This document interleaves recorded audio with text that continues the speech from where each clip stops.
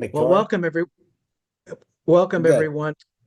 Welcome everyone to Indivisible Barrington's Policy Town Hall with Illinois 5th District Representative Mike Quigley. My name is Jerry Kern, and I serve as the legislative chair for Barrington Indivisible, and I'll be the moderator for this program. With me tonight is Michelle Beckemeyer, who is the co-leader of our group as well.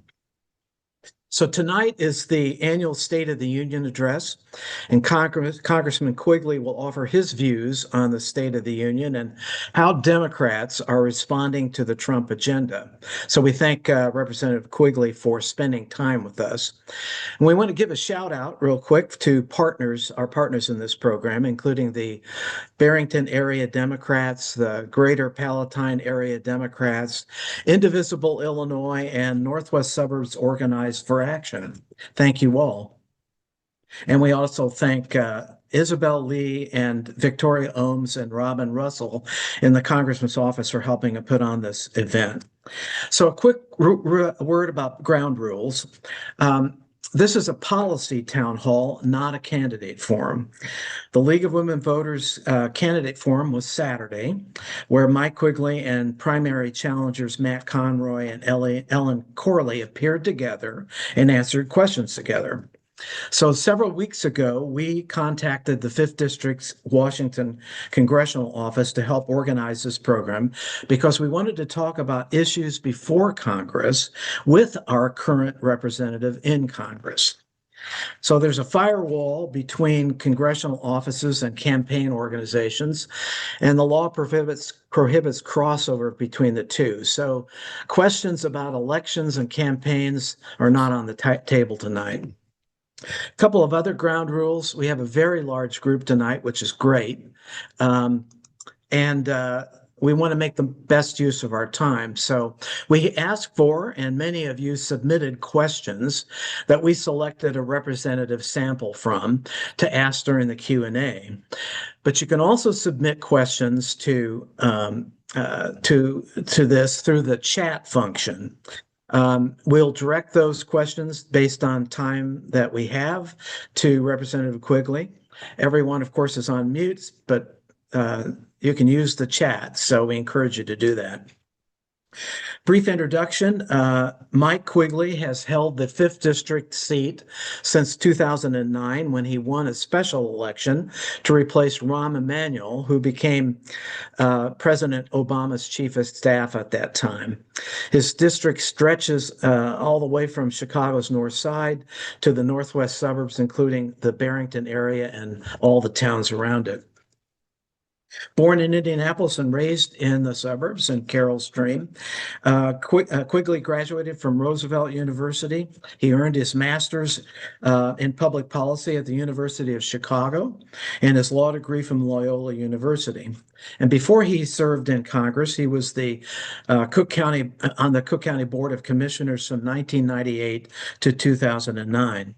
In Congress, Representative Quigley serves on the House Permanent Select Committee on Intelligence and on the Appropriations Committee, where he is focused on national security, infrastructure investment, transparency, healthcare access, and gun violence prevention. He's also the founder of the Congressional Transparency Caucus and has been active in Ukraine-related foreign policy initiatives. Representative Quigley lives in Chicago with his wife, Barbara. So, without further delay, Representative Quigley, the floor is yours. Great. Thanks everyone for being here. I want to thank you and Indivisible for your great work and your ongoing community engagement. I want to thank your staff and my staff for putting all this together. In short, I'd rather talk to all of you than watch the president tonight, but we'll have to do both. Let me say a few things.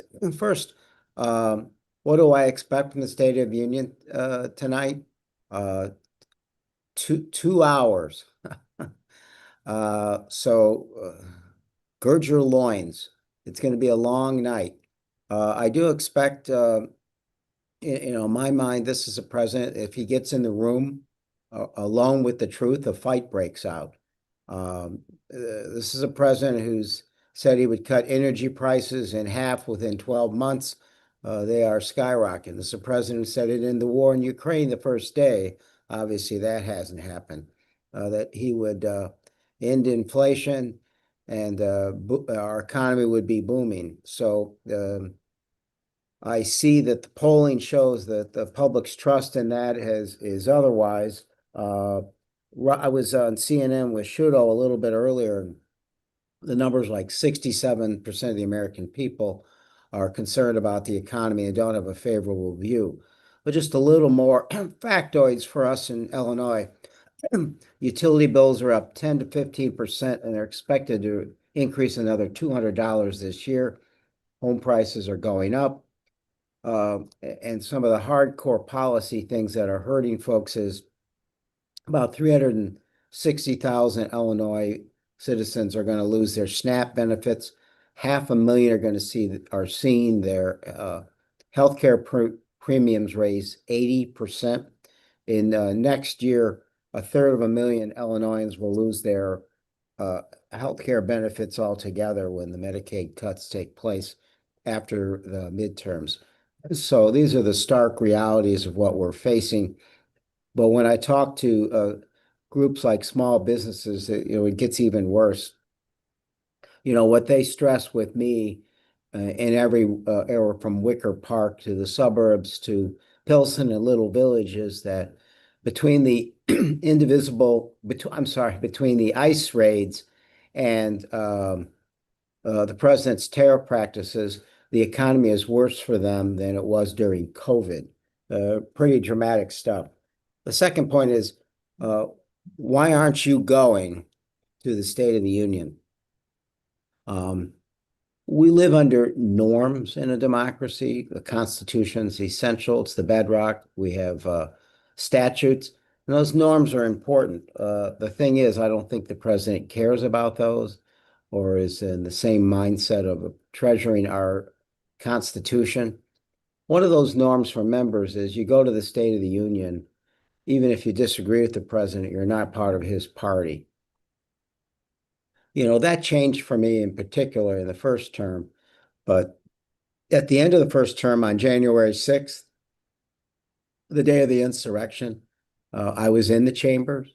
And if it wasn't for the bravery, the courage of the Capitol Police and the DC police force, I'm not sure I'd be here. They came within 70 feet of the number 2, 3, and 4 in succession in our Constitution. I'm not sure our little experiment in democracy would have survived. 5 police officers lost their life as a result of that attack. Over 100 were injured, but a real devastating blow to our democracy. And yet, after all of that, the president pardoned the insurrectionists. Is at that moment I decided I wasn't going to be in the same room with this president, and particularly when there wasn't an exchange. So as far as his threats to our rule of law and our democracy, I decided I wasn't going to participate in this norm and instead try to spend part of the night with all of you and listening to you and your concerns. So I want to go brief on that so we can take more questions, and I'm sure there'll be more times when we meet. Great. Thank you. Thank you so much. So elections represent a pathway out of the Trump era. And given his unpopularity right now, the midterms are a beacon of hope for all of us in this room that have been working for change.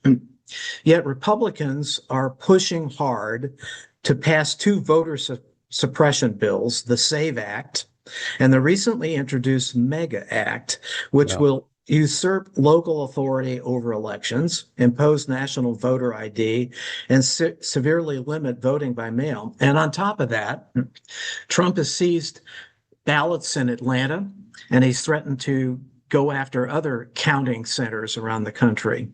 So how concerned are you about the integrity of the midterms if these bills become law and these practices continue? And what are you and other Democrats doing to stop these and similar attempts to limit access to the ballot box? Yeah, I've voted against the SAVE Act several times. and will continue to oppose it and similar bills. I mean, the bottom line is you're right. If this became law, it would make it harder to vote. It's a Jim Crow pattern of behavior, right? But besides what you talked about, the threats of ICE being at election places, the intimidation to keep people from voting. The distinct plan started in Texas to gerrymander the plans to go elsewhere, which Democrats had to match. The list goes long as this attempts at voter suppression. So, and the answer to a lot of these questions is we've got our voice and we've got our vote. And, the House is currently 218 to 214. That means Republicans can only lose one vote and pass measures. The Senate, they have to get cloture, so it's a whole different story. So we have to maximize the pressure using our voice, make it as difficult as possible for them to do this. So, those combined efforts with the hopes that we will get some help in the courts as well. The fact of the matter is, people think that we can actually sue. In a lot of these town halls, we've had ACLU on with us because they can sue. The Speaker of the House can actually commit a lawsuit, right? But Mr. Jeffries doesn't have that ability. So we can be amicus brief friends. We can work on it from that perspective. But we're going to do everything we can to make that impossible in the Senate. So, and at that point, our job is to maximize our efforts to help state and local governments fend this off. When I was chair of the Financial Services Subcommittee, I passed a number of measures to dramatically increase what we call election grants, to give money for equipment and security for our local elections. This was after the Russian attempt to alter our election practices, and knowing that they had actually gotten into the polling materials at the Illinois State Board of Elections. So we recognize what a threat this is. When President Biden was in the White House, we actually passed measures with John Lewis that did just the opposite to make it much more easy to vote, like automatic voter registration, the long list with that. So got to win back the gavels, and then none of this will happen. We've got to fight back and make sure none of this happens before January. And at that point in time, our only concern was we live with a president who's become the executive order president. And, our best tool will be appropriations. So this is a high priority for us. Of all the rights we have, the most important is the right to vote, because all the other rights stem from that. So we know what our job is, we know how important it is, and we just need you to stand fast with us in that effort. Thank you. Just a reminder to everybody, if you have questions, put them in the chat. We're now in a partial government shutdown over funding for some DHS operations, as negotiators try to reach an agreement about imposing guardrails on ICE and Border Patrol in the wake of the killings of Renee Good and Alex Preddy in Minneapolis. Those talks are now stalled or in an impasse. So, what restrictions and reforms would you require before voting for any DHS funding bill?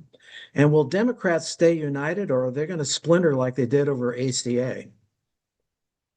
They split over ACA, but that was in the Senate. Yeah. Right? And I'd like to think, fool me once, shame on you, fool me twice. Well, my friends have been fooled over there in the Senate 3 times.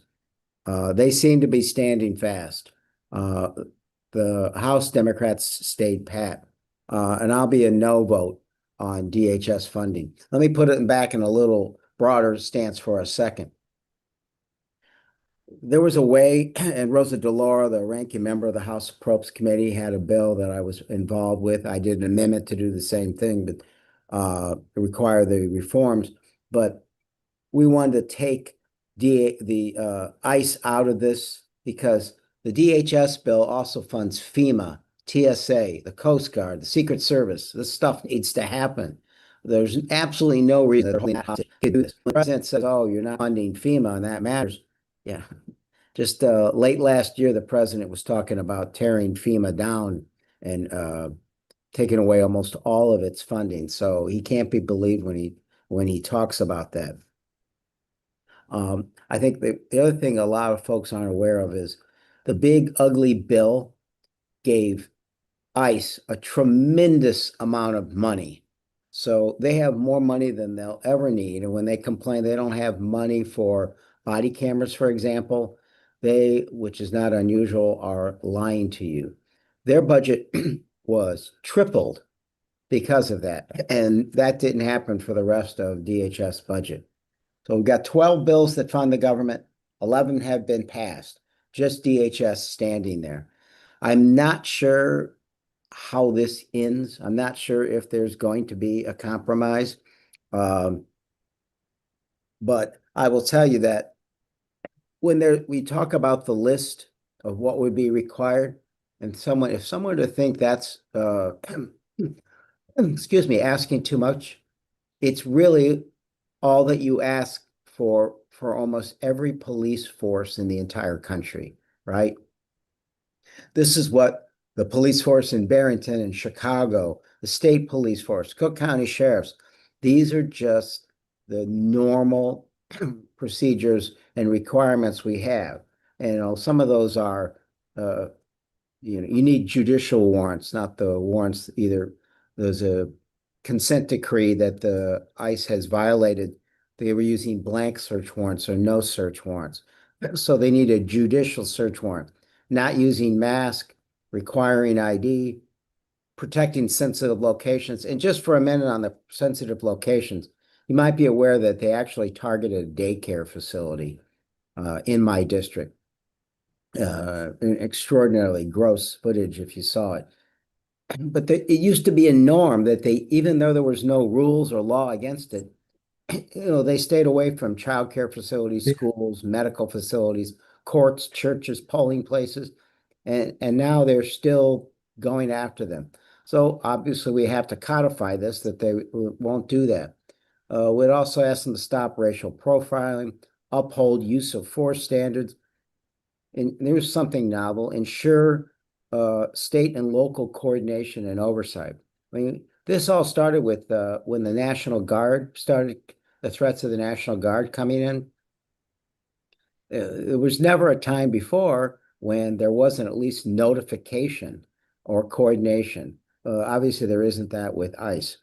And obviously body cameras and not having a paramilitary force. I will tell you, just speaking frankly, that's what I'd want in a compromise.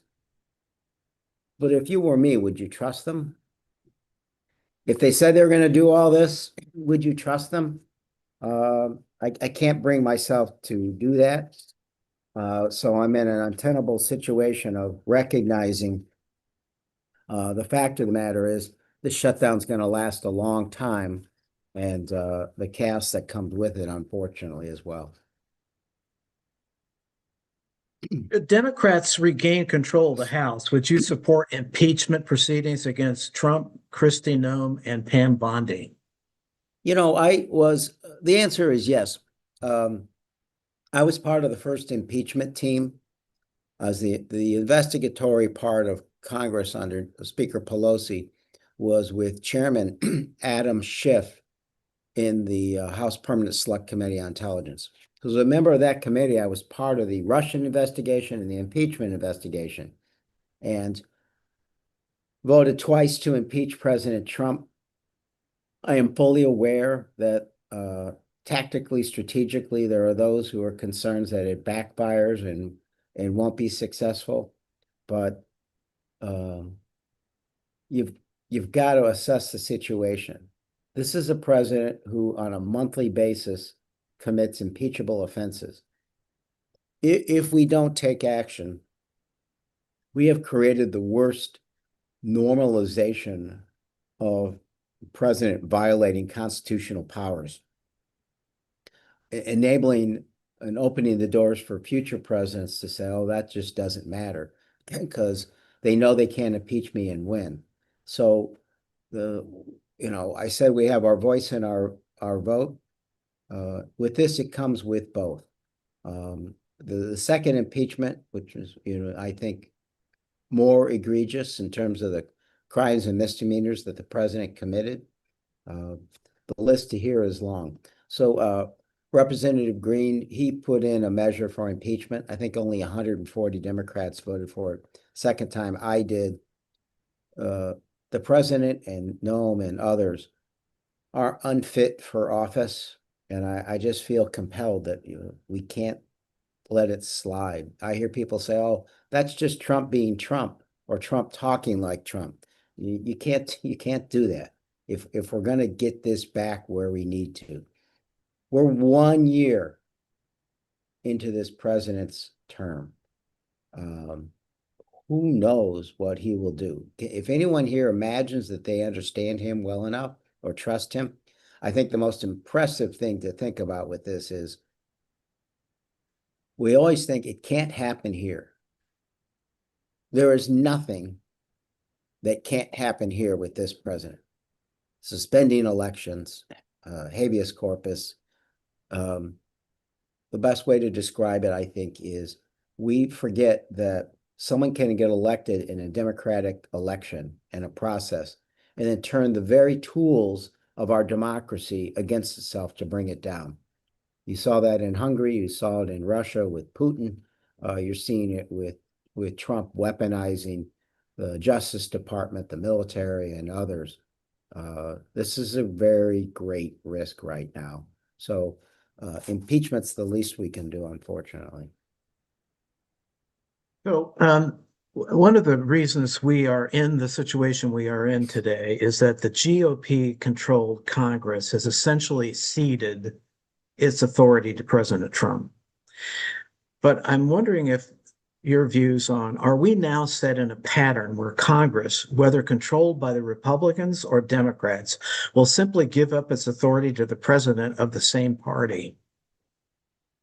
I sat through 8 years with President Obama, and that was an honor. I will tell you, in the caucus there and the 4 years with President Biden, the Democrats are a big tent. The old line, I'm not part of an organized party, I'm a Democrat, is true. I think it took the skill of this President Obama, Nancy Pelosi, and Joe Biden passed our first infrastructure bill. President Obama passed the health care bill. But I can't tell you how complicated and difficult that was. That was a process where everyone had their say.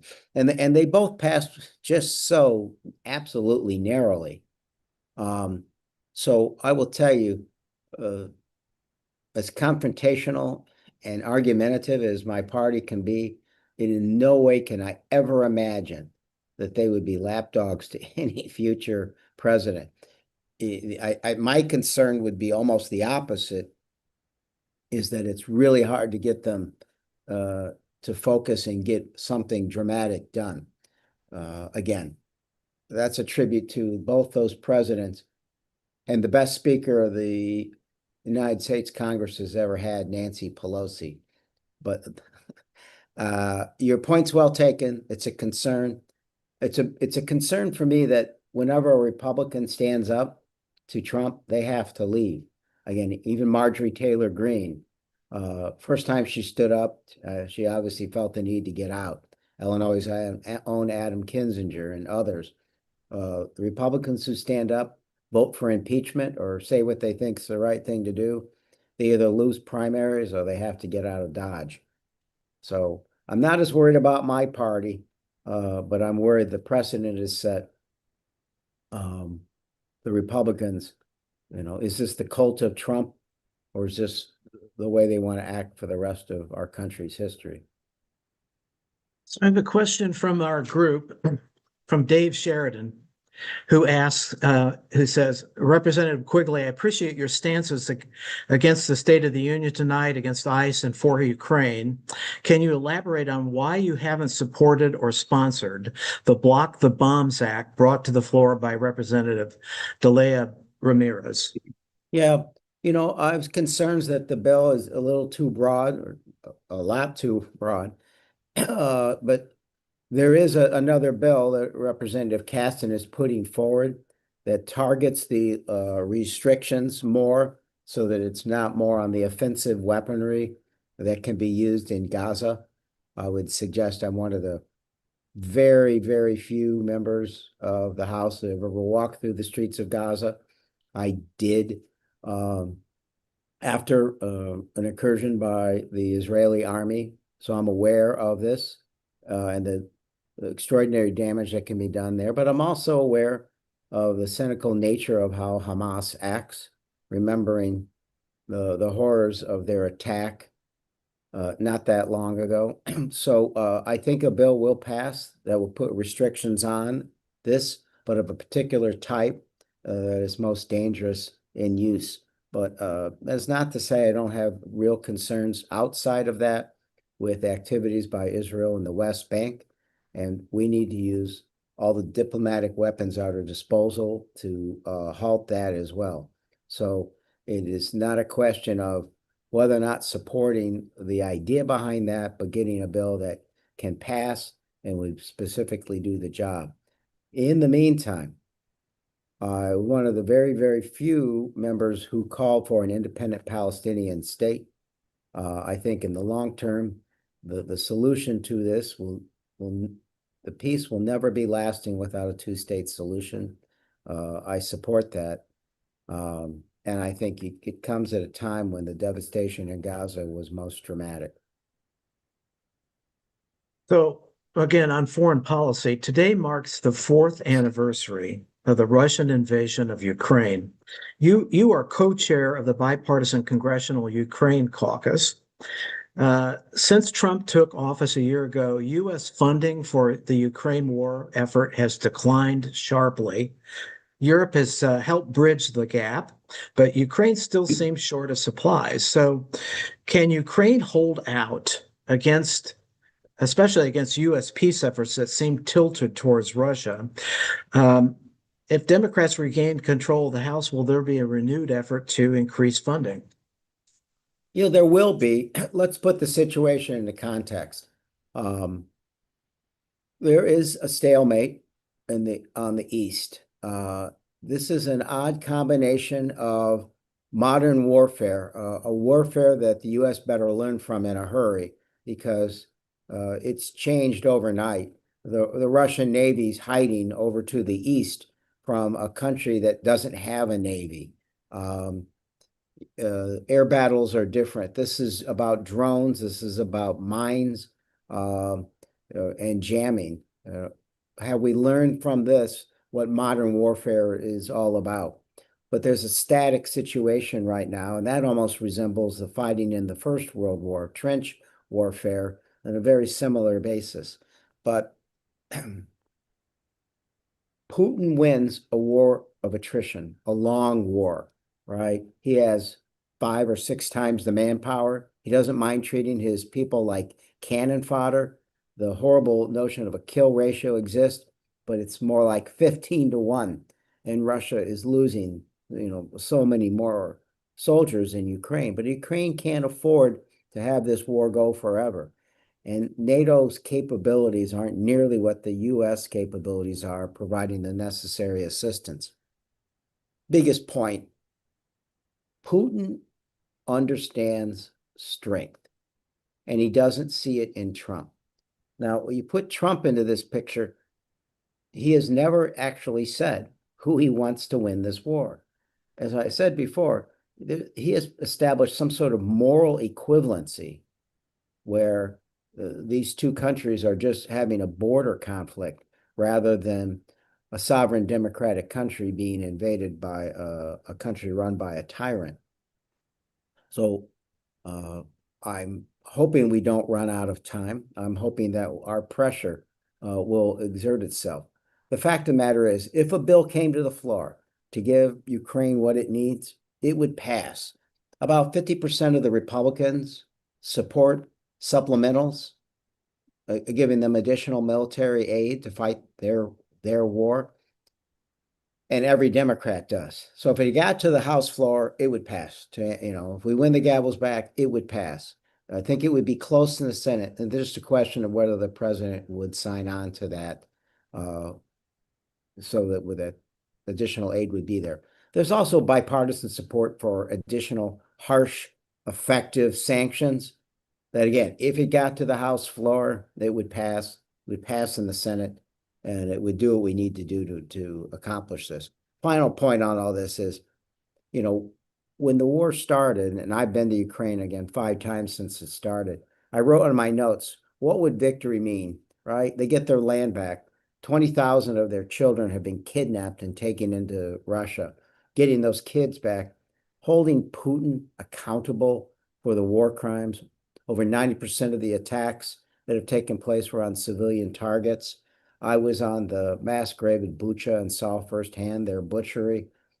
Security guarantees necessary, and a rebuilt Ukraine that could be part of the world's economy.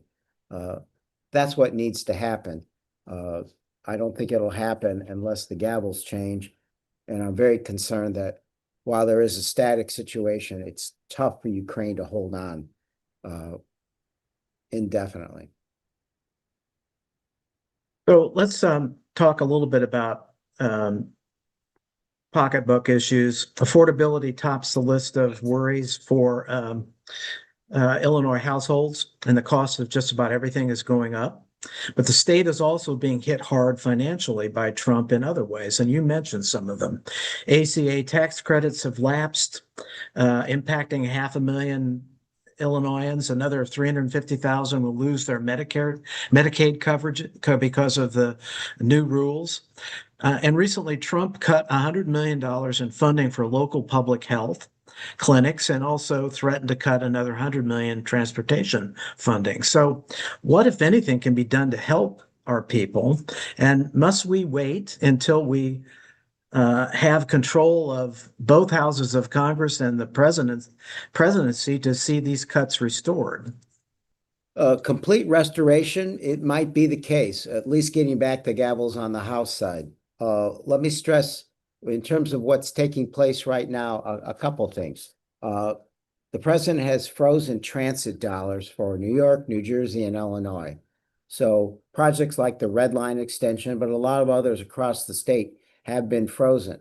And to show you what kind of madness we live in, the president told Schumer that he would restore the funding to New York and New Jersey, wait for it, if they named all those projects after him. So I can imagine a lot of things, but one of them is not coming back to you and saying that we're going to rename the airport or the Red Line or whatever after Trump. But there is a way. I mean, look, there's 12 bills that fund the government. 11 of them passed. Not all of them horrible. We got a lot of the funding we wanted. They are not what we would pass. But in 11 out of 12, there was an ability to compromise with the Republicans to get some good funding projects. We tried at that point, as mentioned, vote and voice. The vote part is using whatever leverage because they don't have enough votes to pass spending bills on their own. So we were able to leverage that to get funding. We almost got it done to restore the transit ongoing funding. Reversing the cuts to Medicaid and SNAP, that's going to be harder, but it's also going to be part of that ongoing leverage that takes place. I think you've seen the cracks and fissures start in the president's stranglehold over the House. And that's going to be key to answering this question that you raised now. I think it didn't start with what people think it did. I think it started with Epstein, right? The Republicans basically told President Trump they're going to support this, even though he was opposed to it. And finally, he had to acknowledge and say, okay, go ahead, you can pass it. Well, it was going to pass whether he liked it or not. Then you saw we did pass the ACA tax incentives, the uh, ability to continue this. That passed out of the House. The tariff bill, ending the tariffs on Canada, that passed out of the House. There've been a couple of others as well. So we are going to try to leverage every bit of power we have with how close those votes are to get these other cuts pulled back, especially the mandatory spending issues. So the elections are going to be really important. The fact of the matter is, a lot of this frontline Republicans understand what these cuts are going to mean to them in those swing districts. That's where we can use this leverage at the exact same time. As they see the oncoming train of the midterm elections coming forward, that will be our opportunity to maximize this leverage and get as many of these benefits returned. It is important, though, and Governor Pritzker has talked in some detail about what this means to Illinois in actual cost. That's true. And we're going to do everything out we can to relieve that pain and to get our other funding here, especially when we win the House back. But I think it means that Illinois and Chicago and other towns and cities, they're going to have to recognize the cavalry may not be coming for a while. And they're going to have to be really smart about their decisions. It isn't what I want, but it's what we're going to need to do. We're going to have to prioritize what matters to us most, recognizing this is a president who will be in office for 3 more years. So a And, couple and of I do want to questions. give Kwame Raoul credit. He's done an amazing job with many of the lawsuits, winning decisive victories in some of the illegal acts the president has taken. And so they should be credited for helping in that vein. So a couple of questions from the audience, from Bill. What can congressional Democrats do to protect LGBTQ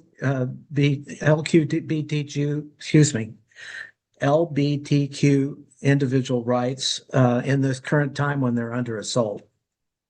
Yeah, I'm a member of the LGBTQ Hall of Fame in Chicago, proud sponsor of the first trans protection ordinance as a Cook County commissioner.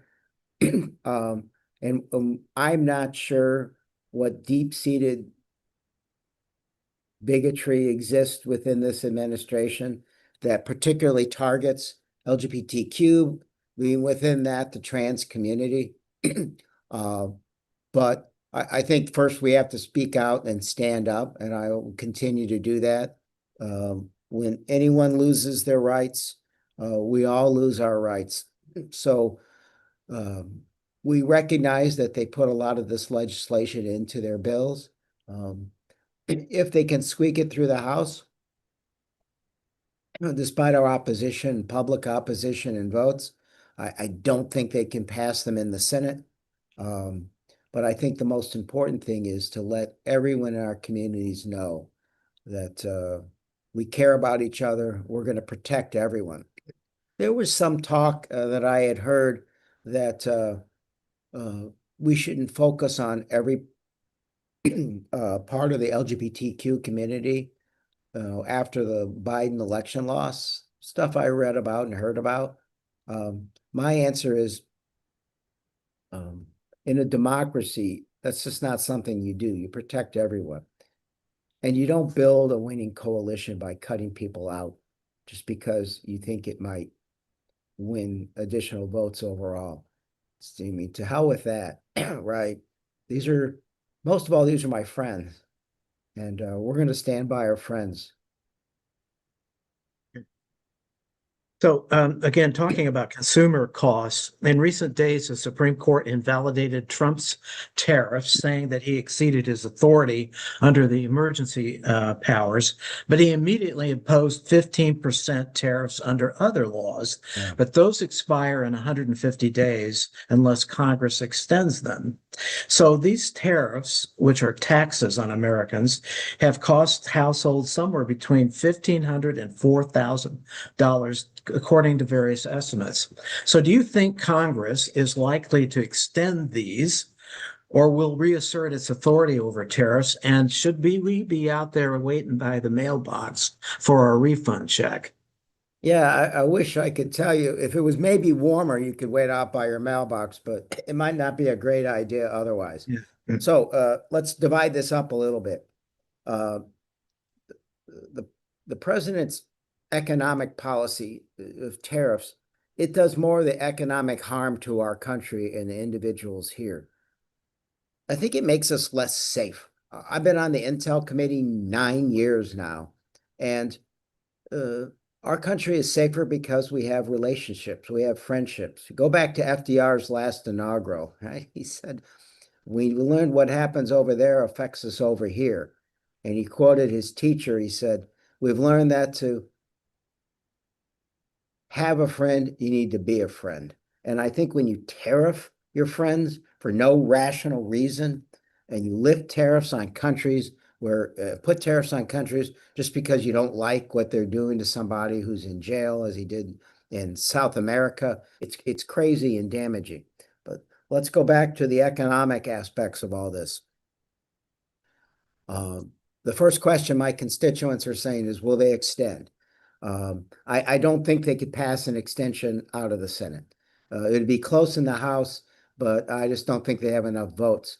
There are enough centrist, rational Republicans that realize these are a horrible idea. That's why we passed the repeal on the Canadian stuff.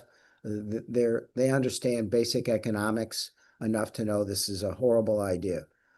When do we get our money back? Now, the Supreme Court didn't talk about that, which is mind blowing. It could have been obvious. They punted or you didn't want to get into that, and they kicked it. They remanded it back for a lower court decision. And the president has, of course, said, well, we're going to litigate that forever.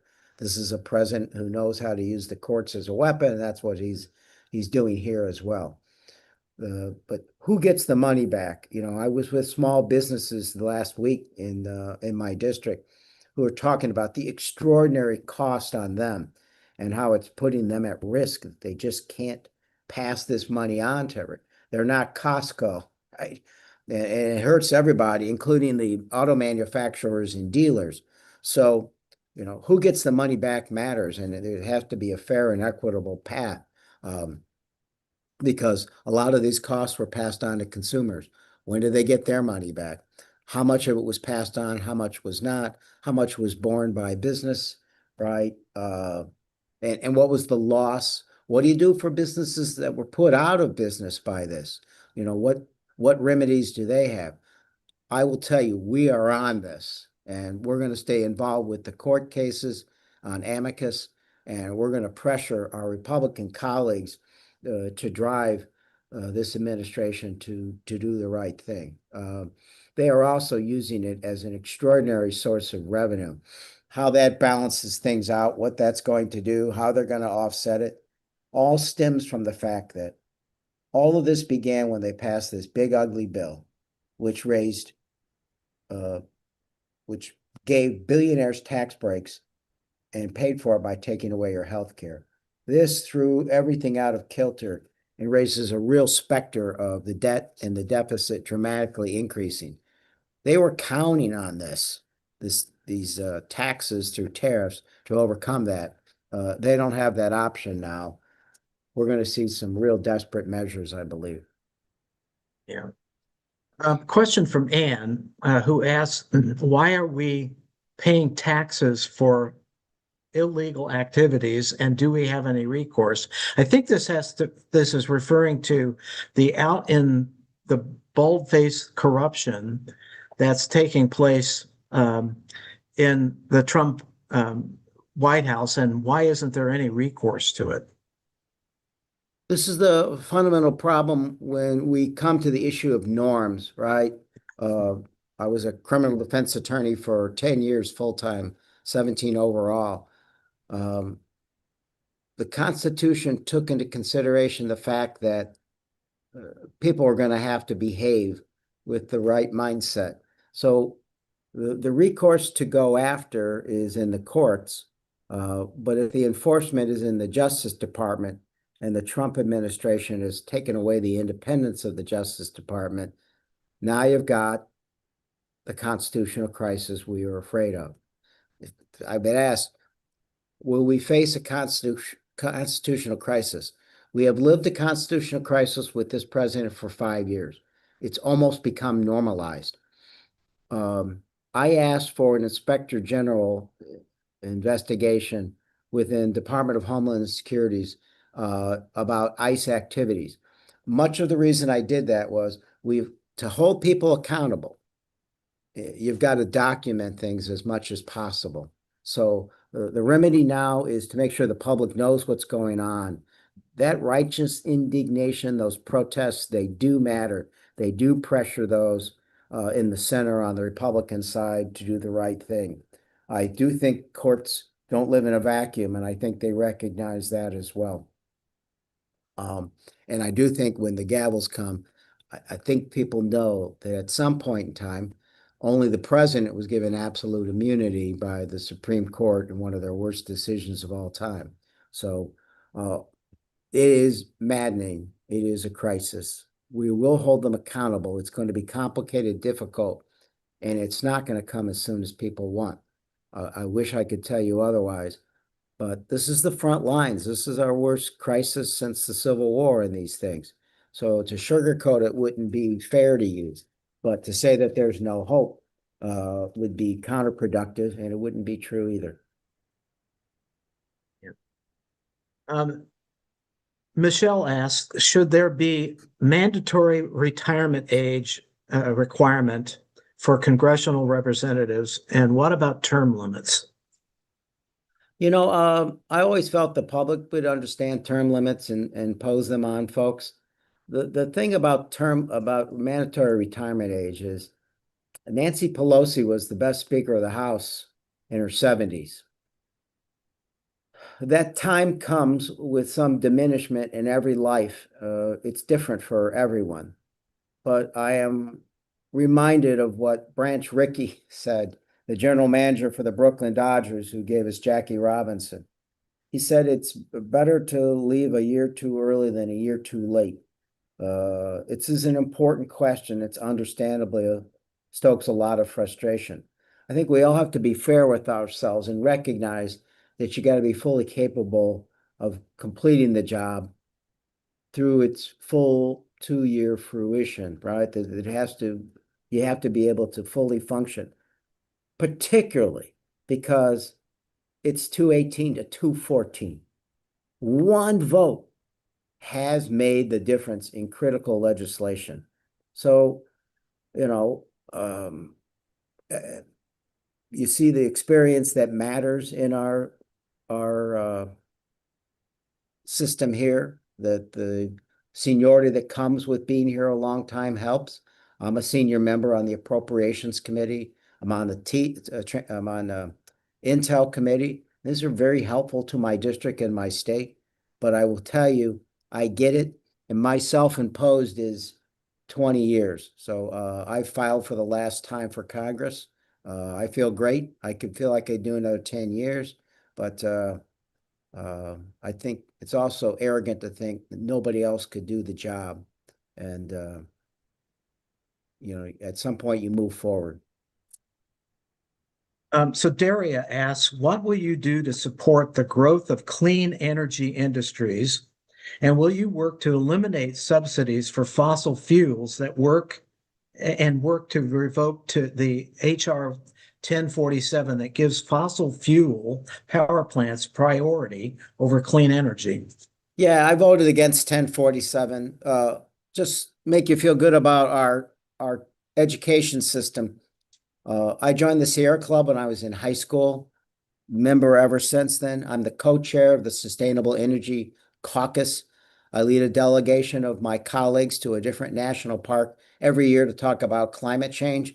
I am more frustrated about this than perhaps anything about the Trump moving back on sustainability and climate change and the recent ruling they made where climate change doesn't affect humans.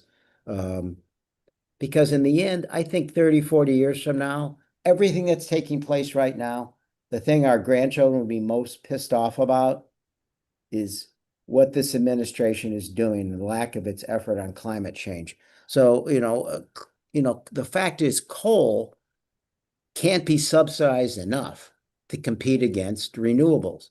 And renewables can be built faster, than any others. They can be grown faster than any other source of energy.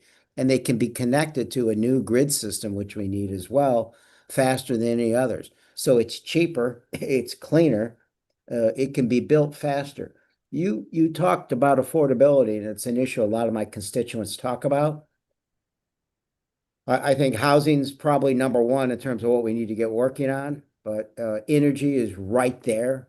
Energy costs are going to do two things in the next few years. They're going to go up. And number two, they're going to go up a hell of a lot. And the quickest, most effective way is also the one that is best for our future and our environment and our economy. It's just maddening to see our economic competitors building renewables at an extraordinary rate. We're not competing with them, and we're not going to be ready. You all know what the challenges are going to be, data centers, chip manufacturing, and so forth. With this extraordinary increase in this, it's got to be counterset with reasonable policy to protect consumers, but also we're going to need more clean, safe sources of this. But obviously it aggravates me. I'll back to our education system. My freshman biology teacher at Glenbard North said, he gave me a book on the environment, and he said, and this perhaps is a good way to get close to closing tonight. He said, never listen to anyone that tells you you can't save the world. You can, and you have a moral responsibility to try. He was talking about the environment. But when we think about all the issues you talked about tonight, it all comes in that belief. As insurmountable as the challenges seem to be, we have a moral responsibility to try, and we can succeed. We beat this president before. We're going to beat him again, and it's going to be from this hard work, the grassroots efforts. If I could give anyone advice here, is never give up, take care of each other, engage, be involved in the process. Give yourself some mental health breaks, folks. Get away from it all. After the State of Union, take your dog for a walk. Watch some corny Frank Capra movie, and recognize that when you're helping other people, no matter whether it be at a food pantry or a shelter or helping our furry friends,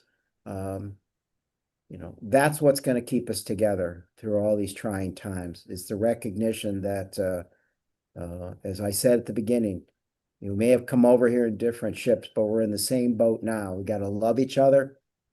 Watch tonight, learn from it, fight back tomorrow. But in the meantime, take really good care of yourselves.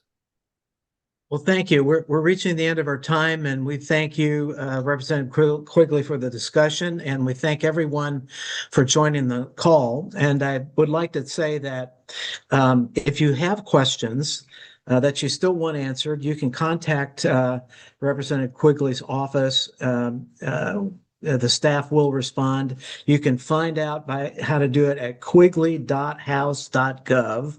All the phone numbers and email forms are there. So anyway, thank you so much for spending time with us. And let's Let do me it just say again. one last thing. Thank you so much. Thank you all.